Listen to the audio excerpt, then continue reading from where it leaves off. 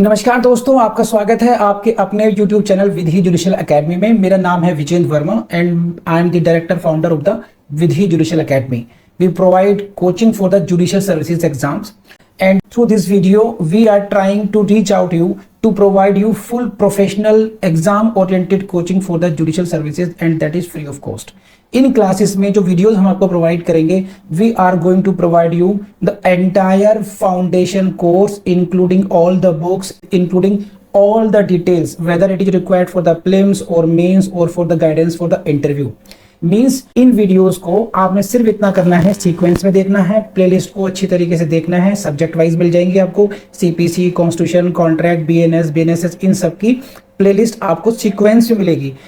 इन playlist को देख करके आपने you have to take the coaching from the scratch.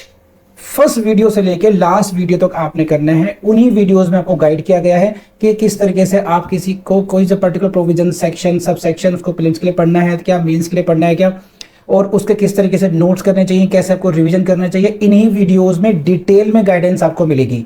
तो प्लीज आपसे ये रिक्वेस्ट है, आप ये ना समझें कि यूट्यूब में फ्री में दिया गया है तो फिर ऐसे ही होगा। ये वो प्रोफेशनल कोर्स है जिसके लिए हम लोग अच्छी खासी हाई फीस लेते आए हैं स्टूडेंट से, लेकिन एक टाइम आता है इंसान को समाज के लिए भी करना चाहिए, और उसी इंटेंशन के साथ में we are providing you the entire course free through the YouTube channel Vidhi judicial academy. तो प्लीज हर वीडियो की जो थंबनेल है उसको देख करके आपको आइडिया लग जाएगा कि इसका सब्जेक्ट क्या होने वाला है। कुछ टॉपिक्स ऐसे होते हैं जिनको एक लेक्चर में कवर नहीं किया सकता, तो उसमें लेक्चर नंबर 1, 2, 3 सीक्वेंस से मिलेगा। प्लीज उस तरीके से देख लीजिएगा, और नोट्स आपको अपडेटेड मिलेंगे, उसके लिए कहीं जाने की जरूरत नहीं है। नोट्स का जो लिंक मिलेगा आपको डिस्क्रिप्शन बॉक्स में मिल जाएगा आपको। And thank you very much, wish you all the best. So in effect you can say कि rule of constructive res judicata is an artificial form of res judicata।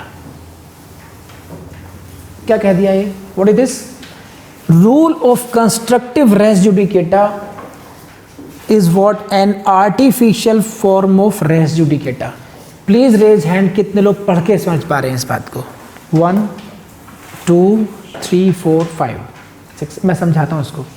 This is artificial form of res judicata। It means what? कि actually you did not raise the ground but artificially you are being stopped now, है कि नहीं है?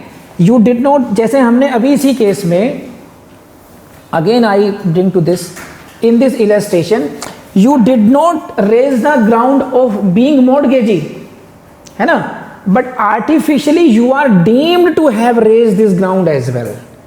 तो वो artificial form हुआ नहीं हुआ? Res judicata is being applied here considering what? That you shall be deemed to have raised the issue being mortgagee in the former suit। So in that way we say this is the artificial form of res judicata। So sometimes such kind of technical lines are also given in prelims। फिर समझ में नहीं आएगा, sir ने तो constructive res judicata समझाया था, ये आर्टिफिशियल कहाँ से आ गया? सर की क्लासेस भी आर्टिफिशियल थी, ऐसे नहीं होता। तो मेरी ड्यूटी है कि जो ऐसे कहीं से भी घुमा के आपसे पूछे वो you should be able.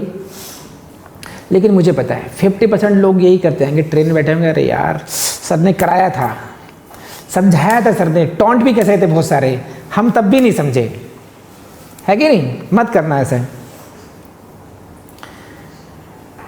So this is, आगे बढ़ते हैं। This is the case law for you. Workman versus Board of Trustees, Cochin Port Trust, Supreme Court explained the principle of constructive res judicata। Again this is the case law। आप लोग चिल्लाते रहते हैं case law case law case law, तो this is the case law for you। Workman versus Board of Trustees, which case? This is the question for your prelims। Which of the following cases, in which of the following cases is Supreme Court explained doctrine of constructive res judicata? And the answer is workman, है ना? कर लेंगे आप ये। अब इसमें है क्या खास बात, देखिए why this case become important, because in this case a doctrine was explained. So out of 100 cases this case becomes important, कि it was the case in which this doctrine was explained. In other cases, this doctrine was followed तो they are not that much important. मिसाल तो इसी की दी जाएगी ना, तो this is important, भूलिएगा मत इसको, आप लोग कर लेंगे। Next, this is a famous and very important problem in this, इसको समझ लीजिए एक बार और, हालांकि मैं समझा चुका काफी आप लोगों को।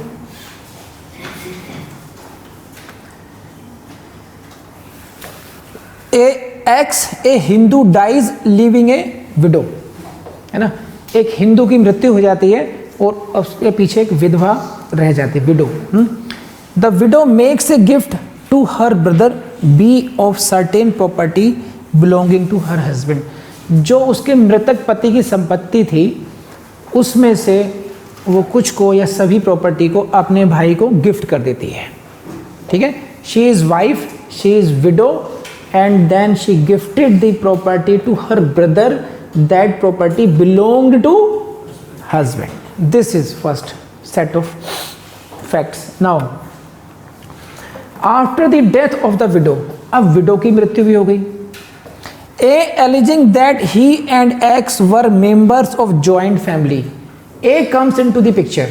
Now he is a suitor, he is a plaintiff. Now he brings a suit, and now it is his allegation that I and the deceased husband, जो मृतक पति है, we are the members of joint family, हमारी जो family है वो एक joint family है। ठीक है, तो A alleging that he and X were members of joint family sues B. Who is B? B is the brother who got the property from his widow sister. Now for a declaration that he is entitled to the property by right of survivorship. I was the joint member of that and that property belongs to me. Now your gift is given to you, that is void. Now property belong to me, and for this suit, declaration of that property, he brings a suit against B. समझ में आ गई बात? Now at present B is having that property, A is bringing suit, A is plaintiff, B is defendant. What is the claim? This property belongs to me on the basis of right of survivorship. अब right of survivorship के लिए हम लोग Hindu law में नहीं जाएंगे, आपको यहीं पर रेस्ट्रिक्ट करना पड़ेगा आपको अभी। So the court finds that A and X were separate, they were not the part of joint family, therefore A's suit is dismissed, suit इसका dismiss हो गया। Got it? Next, subsequently A sues B for the recovery of same property, alleging that as the nearest reversionary heir of X. अब उसने नया claim किया अपने लिए कि now this property should come to me in this as the status of nearest reversionary heir of X.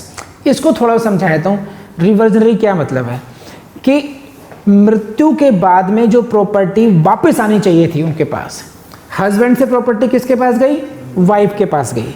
The property went from husband to wife after the death of the husband, but that property was for the enjoyment till his life, her life she could enjoy, she was not having the right to gift it, to dispose it, she could have only enjoyed that property, and after that the death of the wife, this property will come back to the nearest relatives, you can say, जिन्हें technically who are called reversionary.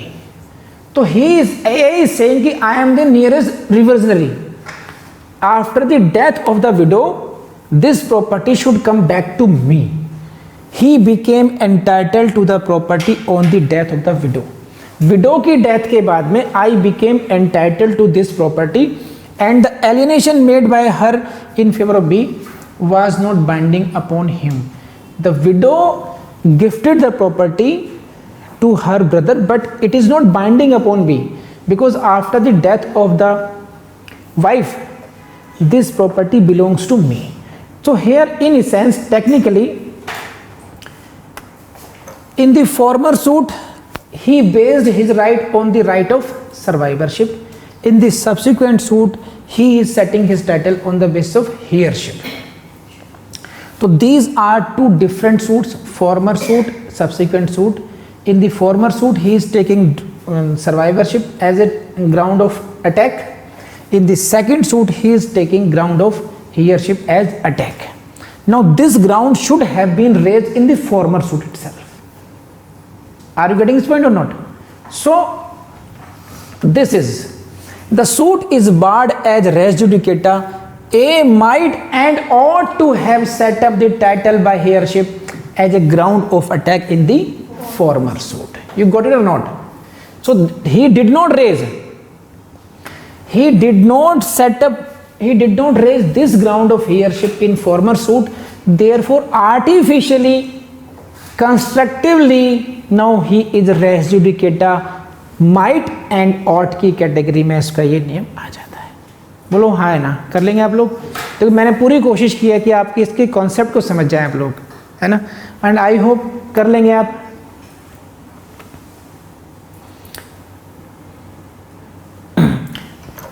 Gudappa versus Tilrappa, again case law.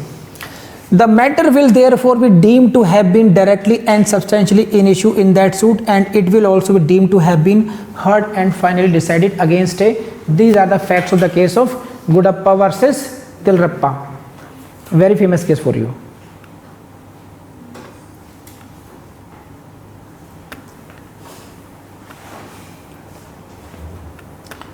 So you can see some other illustrations as well.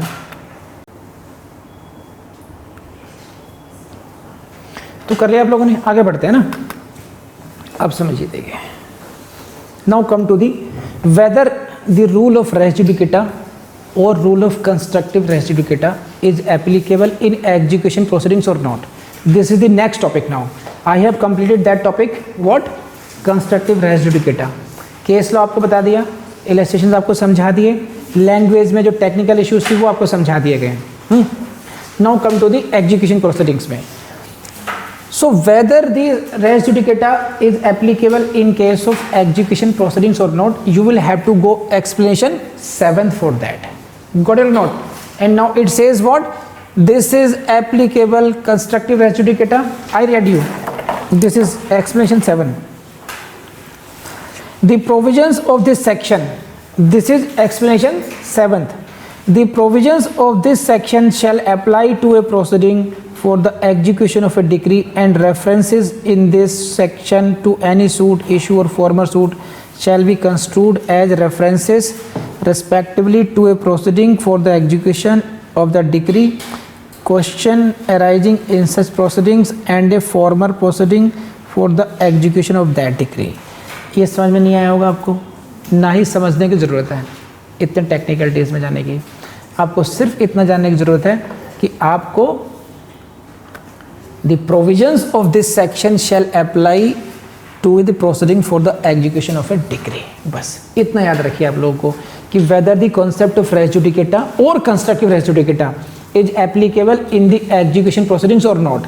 Prelims में पूछेंगे आपसे, और ये रहा question for prelims. Principles of res judicata